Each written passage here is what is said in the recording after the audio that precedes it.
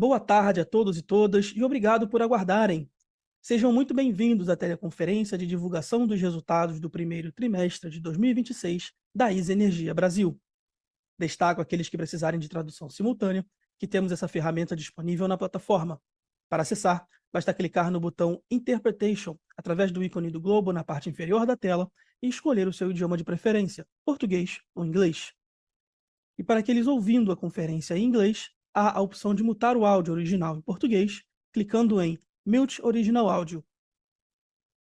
Informamos que esta conferência está sendo gravada e será disponibilizada no site de RI da companhia, no endereço ri.isaenergiabrasil.com.br, onde se encontra disponível o material completo da nossa divulgação de resultados. É possível fazer o download da apresentação também no ícone de chat, inclusive em inglês. Durante a apresentação da companhia, todos os participantes estarão com o microfone desabilitado e, em seguida, daremos início à sessão de perguntas e respostas. Após a apresentação, que será conduzida pela companhia, teremos a sessão de perguntas e respostas. As perguntas devem ser enviadas por meio do ícone de Q&A, no botão inferior de sua tela. Por padrão da dinâmica, pedimos que se identifiquem ao enviar as perguntas, que serão lidas pelo operador em voz alta. As declarações contidas nesta apresentação relativas às perspectivas dos negócios da ISA Energia Brasil, às projeções e ao seu potencial de crescimento constituem-se em meras previsões e foram baseadas nas expectativas da administração em relação ao futuro da companhia. Estas expectativas são altamente dependentes de mudanças no mercado, no desempenho econômico geral do país, do setor e dos mercados internacionais, estando sujeitas a mudanças. Considerações futuras não são garantias de desempenho. Elas envolvem riscos, incertezas e premissas, pois se referem a eventos futuros e, portanto, dependem de circunstâncias que podem ou não ocorrer. Investidores devem compreender que condições econômicas gerais, condições de mercado e outros fatores operacionais podem afetar o desempenho futuro da ISA Energia Brasil e conduzir a resultados que diferem materialmente daqueles expressos em tais considerações futuras. Hoje, contamos com as presenças dos executivos da companhia.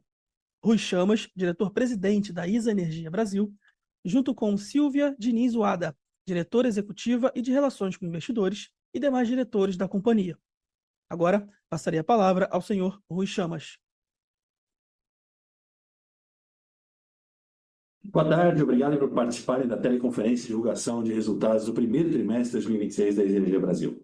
Eu sou Rui Chamas, diretor-presidente da companhia, e estou acompanhado aqui de Silvia Uada, nossa diretora financeira de Relações com Investidores e de Novos Negócios, além dos demais executivos, para juntos apresentarmos os resultados divulgados ontem e trazer uma atualização sobre os principais temas da ISA Energia Brasil. Por favor, avancemos para o slide número 3. Iniciamos 2026 reforçando a nossa atuação como uma companhia focada na geração consistente de valor acionista, sustentada por excelência na execução operacional e disciplina financeira. No primeiro trimestre, entregamos resultados sólidos. A nossa receita líquida subiu 8,3%, chegando a R$1,2 bilhão nesse trimestre. Mantivemos nossos custos e despesas operacionais sob controle e, com isso, eles cresceram abaixo da inflação no período. E também registramos um crescimento no EBITDA e no lucro líquido que avançaram 10,6% e 6%, respectivamente, atingindo R$1 bilhão no EBITDA e 357,7 milhões no lucro líquido. Também destaco aqui os principais avanços na nossa estratégia de crescimento sustentável, com avanços dos projetos que impulsionam a transição energética. Em 2026, já concluímos 2 energizações relevantes que habilitaram o recebimento de aproximadamente 330 milhões de receita anual permitida, ou RAP, como se diz. Além dos projetos Greenfield, seguimos avançando também em reforços e melhorias, e no primeiro trimestre de 2026, já investimos um total de R$1,2 bilhão, montante 10% maior que o investido no mesmo período do ano passado. Como puderam acompanhar, em março anunciamos o descruzamento de ativos que possuímos em conjunto com a Axia Energia, uma operação que permitirá a consolidação integral da IE Madeira pela ISA Energia Brasil, ao mesmo tempo que deixaremos de deter a participação na IE Garanhuns, que passará a ser detida 100% pela Axia Energia. Por essa operação, pagaremos R$1,2 bilhão no seu fechamento.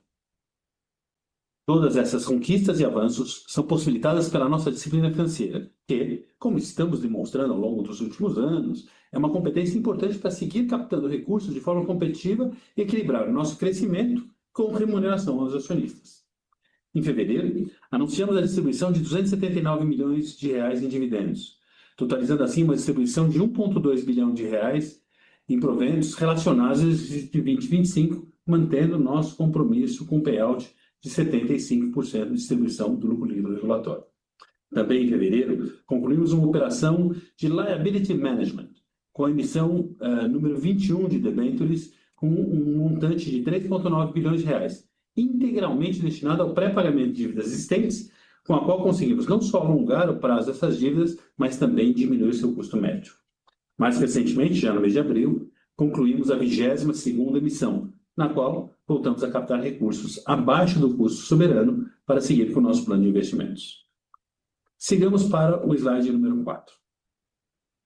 Nesse slide eu começo a trazer mais informações sobre a execução do nosso plano de crescimento. Inicio esse tópico pelos projetos energizados. Anunciamos a energização do bloco 2 do projeto Piraquê com 17 meses de antecipação em relação ao prazo limite estabelecido pela ANEEL. Piraquê é um projeto que conquistamos no leilão de junho de 2022, localizado nos estados de Minas Gerais e Espírito Santo, que contribui para o escoamento da energia renovável produzida principalmente por usinas fotovoltaicas no norte de Minas Gerais para os centros de carga que se concentram em São Paulo. Com essa energização, passamos a receber 91,5% da RAP de 343 milhões desse projeto, já a partir da metade de fevereiro. Em abril, anunciamos a energização do projeto Jacarandá, que também foi conquistado no leilão de 2022. A data de necessidade desse projeto era igual à data limite estabelecida pela ANEEL. Dessa forma, uma antecipação da sua energização não seria vantajosa e, considerando isso, a data limite foi respeitada, uma vez que solicitamos o termo de liberação de receita ainda dentro do mês de março. As receitas já habilitadas por esses dois projetos somam 330 milhões, e seus resultados reforçam nossa capacidade de planejamento e execução de projetos, já demonstrado no track record com uma antecipação média de 11 meses em relação ao prazo estabelecido pela ANEEL e uma eficiência média de 32% em relação ao CAPEX ANEEL nos últimos 14 projetos controlados por nós que foram energizados desde 2019. Um resultado, sem dúvida, que nos diferencia. Seguimos para o slide número 5.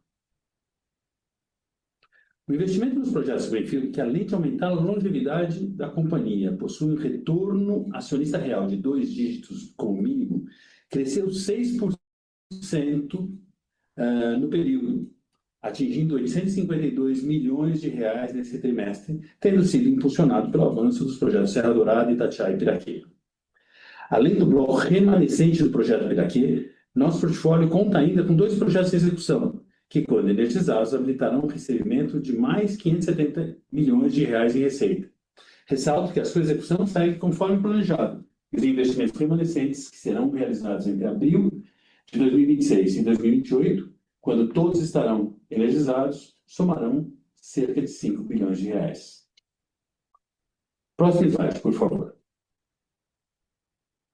Já em Reforço e Melhoria, seguimos capturando oportunidades que surgem com a necessidade de investimentos que, além de aumentar a confiabilidade da rede e reduzirem riscos operacionais, melhoram a margem operacional, ao passo que substituem equipamentos já depreciados e reduzem nosso custo de manutenção com a rede existente. Vale lembrar que esses investimentos fazem jus a um recebimento de RAP com uma relação estimada entre 12% e 17% do investimento realizado. Nesse primeiro trimestre de 2026, investimos 370 milhões de reais em reforço e melhorias, com um crescimento de 21% em relação ao primeiro trimestre de 2025. Esse movimento segue a tendência observada nos últimos anos, onde o volume de investimentos é crescente e passou a superar a taxa de depreciação regulatória a partir de 2022. Também no primeiro trimestre, nosso portfólio autorizado cresceu 1,2 bilhão de reais em função de novas autorizações, atualização de projetos previamente autorizados, somando 7,2 bilhões de reais. Vale reforçar que os investimentos em reforço e melhorias estão concentrados em contratos renovados, como é o caso da nossa concessão paulista, e a receita dos projetos de grande porte é recebida a partir da sua respectiva energização, enquanto a receita dos projetos de pequeno porte é recebida a partir da revisão tarifária periódica, sendo que a próxima RTP está programada para 2028 e irá avaliar os projetos de reforço e melhorias energizados entre fevereiro de 23 e junho de 27. Avancemos para o slide número 7. Por fim, vale destacar a nossa trajetória consistente na execução de investimentos ao longo dos últimos anos. Em 2025, culminamos com um aporte de 5,1 bilhões de reais. Foi um recorde de investimento anual da companhia e é um reflexo do nosso compromisso com a expansão sustentável e a modernização dos ativos. Quando olhamos adiante, temos um pipeline de 12 bilhões a partir de abril de 2026. Esse montante será distribuído entre os 3 projetos Greenfield, que eu já mencionei, e os projetos de reforço e melhoria já autorizados. Nos próximos anos, a companhia seguirá trabalhando de forma competente na execução dos seus projetos e habilitará o recebimento de fluxos de caixas adicionais, que nos capacitarão a capturar novas oportunidades alinhadas com a estratégia de crescimento rentável da companhia, sempre com disciplina financeira. Vamos ao próximo slide, por favor. Além das oportunidades de crescimento já mencionadas, em reforços e melhorias ou em novas licitações, gostamos de falar, e é um fato, a Easy Energia Brasil é uma gestora de portfólio de concessões, e a otimização desse portfólio pode gerar criação de valor. Na busca deste resultado, anunciamos em março o descruzamento das participações que possuímos em ativos em conjunto com a Axia, IE Madeira e IE Garanhuns, simplificando nossa estrutura de governança. Nessa operação, nós compramos a participação detida pela Axia no IE Madeira e vendemos para a Axia nossa participação na IE Garanhuns. E para isso, pagaremos 1,2 bilhão de reais no fechamento da operação. Considerando os números de 2025, a transação possui um impacto pro forma de 343 milhões na receita líquida da companhia, de 255 milhões no EBITDA. Além disso, a transação contribuirá para uma redução da alavancagem da companhia, uma vez que passaremos a consolidar um ativo com baixa alavancagem, mesmo considerando o pagamento da transação. Nesse momento, passo a palavra para a nossa CFO, Silvia Diniz Wada, que comentará os resultados da companhia e os detalhes dos nossos planos financeiros. Por favor, Silvia. Obrigada, Rui. Boa tarde a todos. Começo minha apresentação no slide 9. O avanço da receita líquida operacional demonstra a materialização da estratégia da companhia, com as entregas de projetos licitados de reforços e melhorias gerando receitas adicionais, ao mesmo tempo em que a RBSE financeira diminui seu peso no fluxo de caixa da companhia. Nesse sentido, a receita líquida operacional ex-RBSE cresceu 24% na comparação com o primeiro trimestre de 2025, devido principalmente às energizações tanto dos projetos Greenfield como de reforços e melhorias de grande porte ao longo dos últimos 12 meses e ao reajuste de RAP para o ciclo 25-26 pelo IPCA.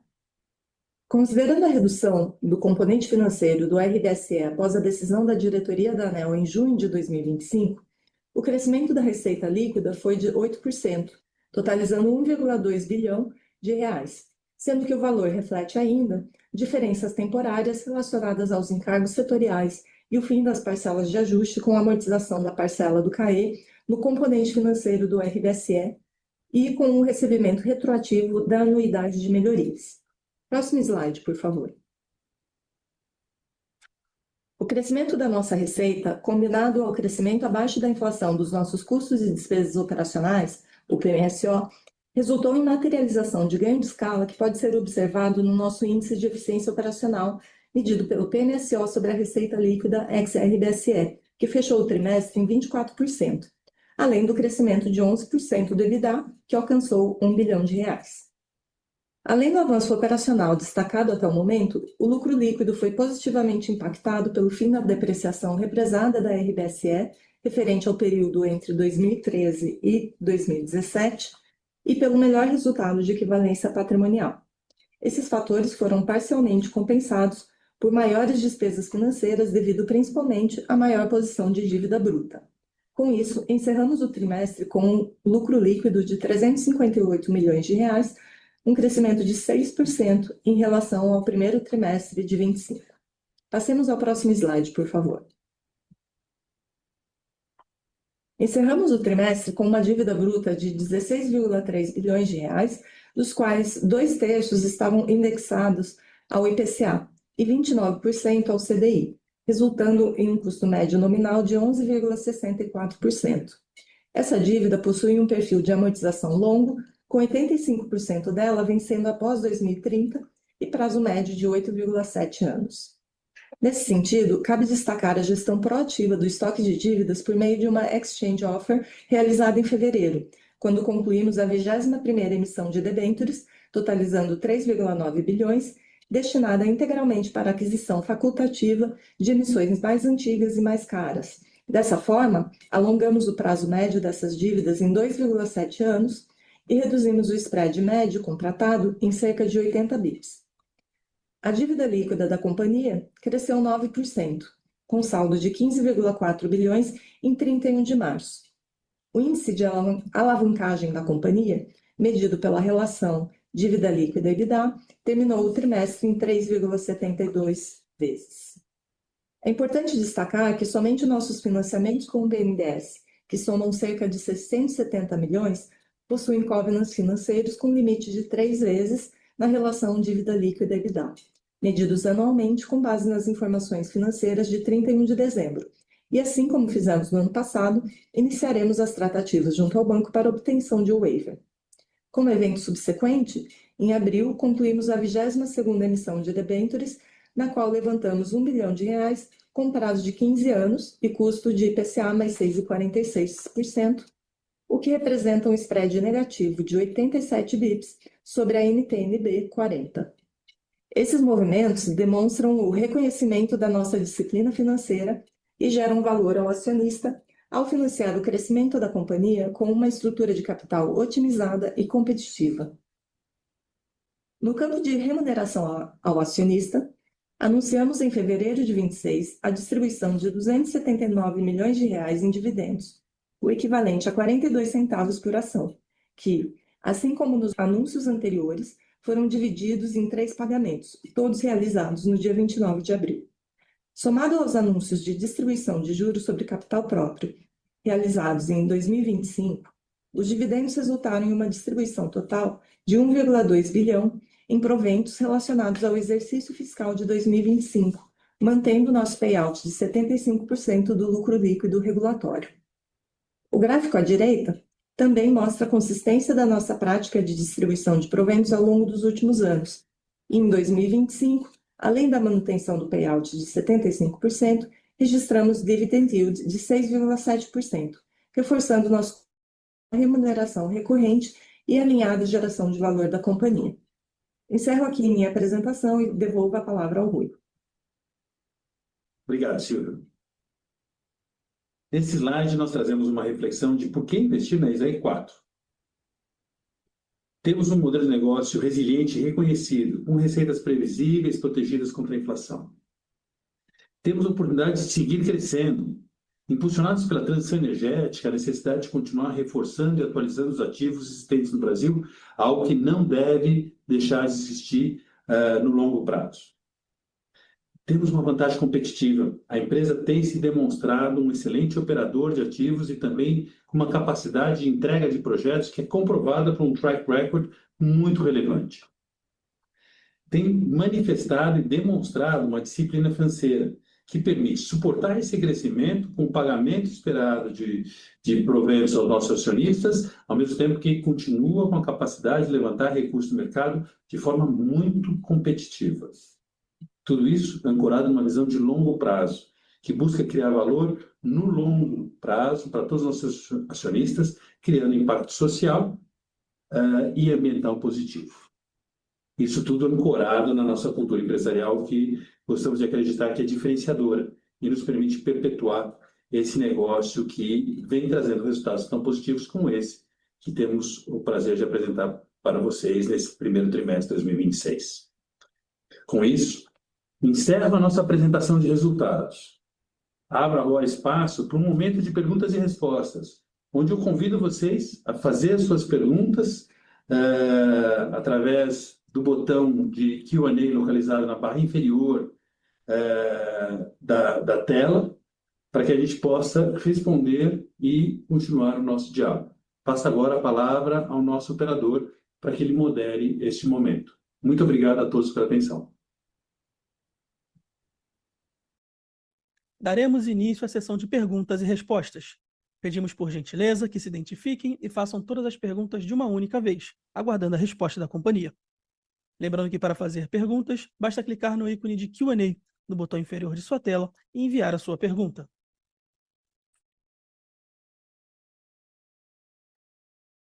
Dando início, a nossa primeira pergunta vem do Fernando Gutmann Barbosa.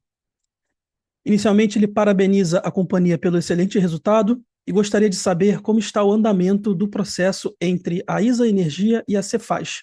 Alguma perspectiva de avanço neste ano de 2026? Essa foi a pergunta do Fernando. Fernando, aqui, Rui Chamas falando, obrigado pela pergunta e por parabenizar o esforço da equipe em superar a expectativa de resultados. Na questão da Cefaz, as discussões com o governo do Estado de São Paulo seguem. Nós já tivemos algumas reuniões, teremos uma nova rodada de reuniões agora no mês de junho. As discussões avançam na busca com boa vontade de ambos os lados para procurar um termo comum. Assim que a gente tenha algo para informar o mercado, nós vamos trazer ao mercado caso cheguemos a esse acordo.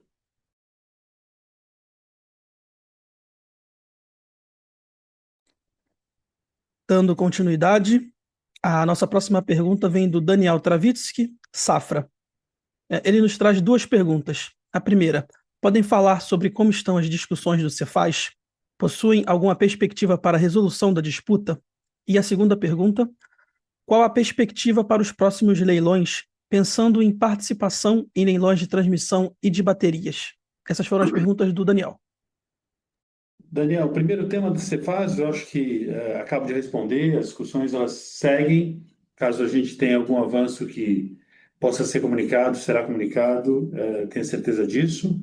Quanto aos próximos leilões, acho que vale a pena ressaltar que a companhia hoje atua num espaço diretamente ligado à transição energética, onde algo está certo para nós, o mercado continuará tendo oportunidades de leilões no futuro, será necessário continuar fazendo reforços e melhorias na rede existente e cada vez mais nós vamos precisar de novas tecnologias na rede de transmissão para fazer o equilíbrio entre a geração intermitente e o consumo que agora também, como gerador, acaba gerando uma volatilidade na demanda que precisa ser compensada de alguma maneira com soluções como baterias, como soluções de eletrônica de potência ou compensadores síncronos.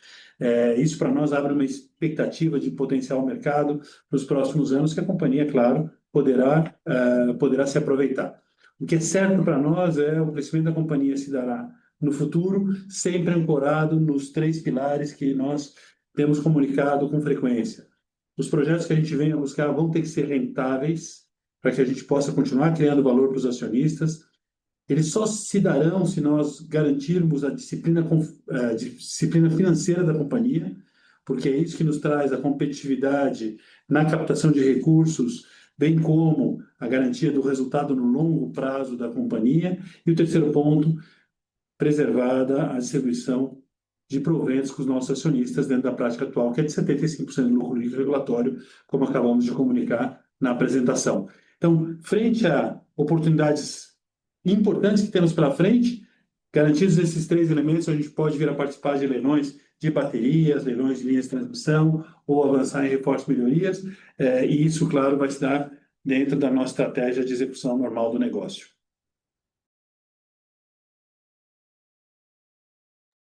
Obrigado. Gostaria de reforçar que, para fazer perguntas, vocês devem clicar no ícone Q&A, localizado no centro inferior da tela, e escrever a sua pergunta para entrar na fila.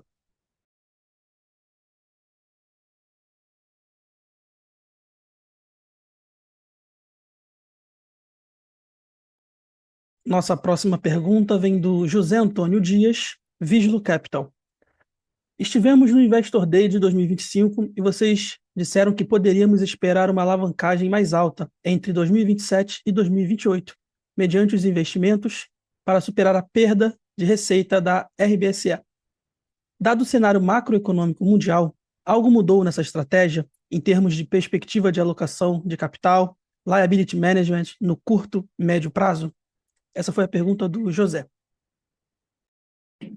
Olá, José, Silvia Wada, CFO aqui falando. Ahn, a gente comentou no Investor Day, né, sobre esse aumento na alavancagem e muito associado a uma estratégia de crescimento. E aí faço uma correção que o objetivo desses investimentos não são repor o fluxo da RBSE, mas sim a geração de valor nesse crescimento por meio de investimentos rentáveis, né, que felizmente a gente conseguiu encontrar as condições adequadas para isso, de forma até a compensar essa perda da RBSE financeira que a gente tem prevista para acontecer a partir de 2028. Quanto ao cenário macroeconômico, eu acho que não muda a nossa estratégia, eu diria que muda taticamente, né? Movimentos táticos, então, instrumentos, momentos, oportunidades que a gente avalia, isso vai se adaptando, ao contexto, mas a estratégia é de longo prazo e ela não muda, então, permanece inalterada. Continuando, a nossa próxima pergunta vem do Lucas Benatti, Track Capital. O cronograma de investimentos apresentará decréscimo. Podemos esperar desalavancagem ou a ideia é manter essa estrutura de capital? Essa foi a pergunta do Lucas. Olá, Lucas. Como você pode ver no material que a gente acabou de apresentar, né, onde a gente tem a evolução dos investimentos, 2025 foi um pico de investimento quando a gente olha o total, né, tanto entre reforços e melhorias e os investimentos em licitadas, e de fato a gente espera um decréscimo anual nos próximos anos, conforme a gente foi entregando a maioria dos projetos licitados. Quanto à redução da alavancagem, isso vai depender aí das entradas dos novos projetos. Então, como comentado anteriormente, como a gente ainda tem dois projetos relevantes licitados, que são Itatiaia e Serra Dourada, que têm aí non capex para acontecer nos próximos anos, até a entrada em operação, é esperado que a alavancagem continue subindo até aí, e a RTP em 2028 vai ser bastante importante para a gente, porque ela vai reconhecer na tarifa os reforços e melhorias de pequeno porte, para os quais a gente só recebe a RAP, a maior parte da RAP, quando passar pela RTP. Isso esclarecendo, o direito econômico é adquirido no momento em que a gente energiza, porém o efeito caixa a gente acaba sentindo só a partir da RTP. Ao contrário dos de grande porte, que esse sim, no momento da energização, a gente já começa a receber a RAP. Então, o 28 acaba sendo um ano de virada para a gente. Obrigado. Gostaria de reforçar que, para fazer perguntas, vocês devem utilizar o ícone Q&A, localizado no centro inferior da tela, e escrever a sua mensagem para entrar na fila.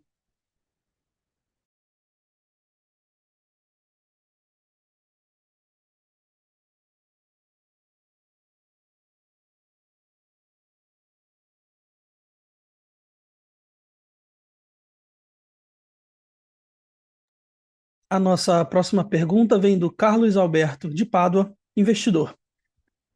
Inicialmente, ele parabeniza a companhia pelos resultados e, na visão da companhia, o atual nível de alavancagem acentuado pelo pagamento de juros pode impactar em uma distribuição de proventos a níveis inferiores a 75% do lucro, como vem sendo praticado? Essa foi a pergunta do Carlos. Ricardo, uma resposta simples, não. A gente não considera mudar a nossa prática de distribuição de proventos, que é de no mínimo 75% do lucro líquido regulatório.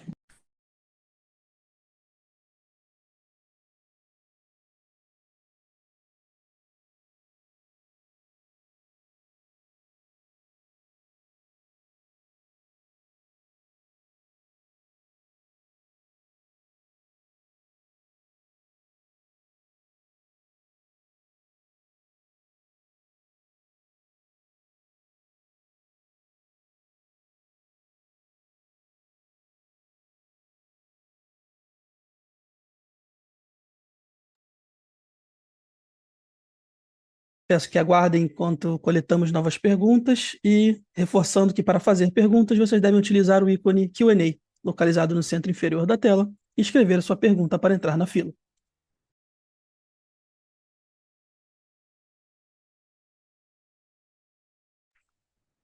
Dando continuidade, nossa próxima pergunta vem do Carlos Eduardo Barbosa, investidor. Gostaria que a companhia comentasse um pouco sobre as baterias, seu uso e expectativas futuras para esse tema. Essa foi a pergunta do Carlos. Boa tarde, Carlos. Aqui Dairon Urrego, diretor de projeto da ISA Energia. Obrigado pela pergunta. As baterias, Carlos, como você sabe, a ISA Energia foi a primeira empresa de transmissão aqui no país em colocar as baterias na rede de transmissão. Nossas baterias de registro estão trabalhando muito bem, conforme foi projetado. As baterias conseguem assumir uma demanda importante no Réveillon, no Natal, no verão, no Carnaval. As baterias, de fato, têm suprido necessidades muito importantes lá na cidade de registro. Você pergunta, Carlos, sobre as expectativas. A nossa expectativa, eu acho que a expectativa do setor como um todo é que as baterias sejam regulamentadas, seja regulado, ¿sí? Para que dessa forma consiga se aumentar o uso desta tecnologia no sistema de transmissão, trazendo benefícios muito importantes.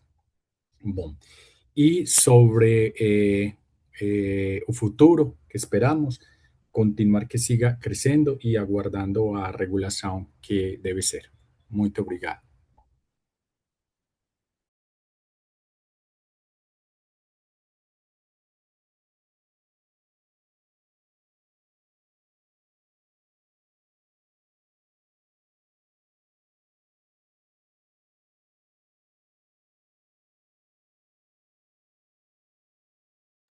A nossa próxima pergunta vem do Climato César Aires de Almeida.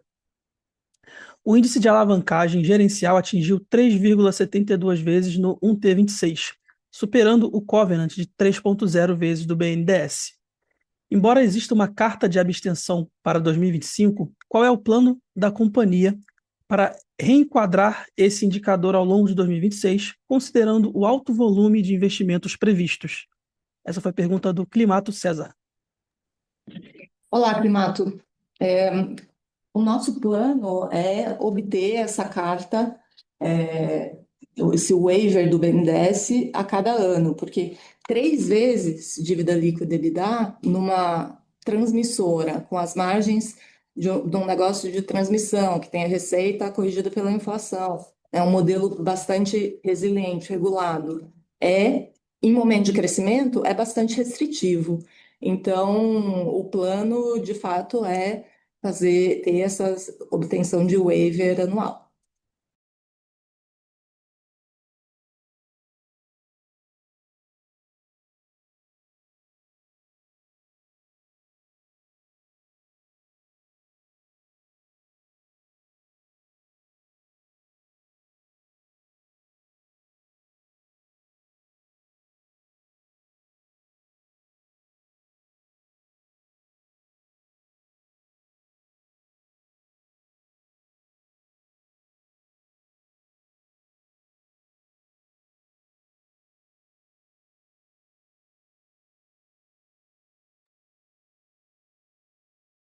A sessão de perguntas e respostas está encerrada. E agora gostaríamos de passar a palavra para Rui Chamas, que fará as considerações finais da companhia. Agradeço a todos pelo interesse em acompanhar o resultado do primeiro trimestre de 2026 da ISA Energia Brasil. Além das perguntas que aqui foram respondidas, a nossa equipe de relação com investidores segue à disposição de vocês para eliminar qualquer dúvida que vocês tenham sobre o desenvolvimento do nosso trabalho e os resultados que a gente vem apresentando. Muito obrigado, uma boa tarde a todos. A conferência de resultados referentes ao primeiro trimestre de 2026 da ISA Energia Brasil está encerrada. Lembramos que o Departamento de Relações com Investidores está à disposição para responder às demais dúvidas e questões. Muito obrigado aos participantes e tenham todos um excelente dia.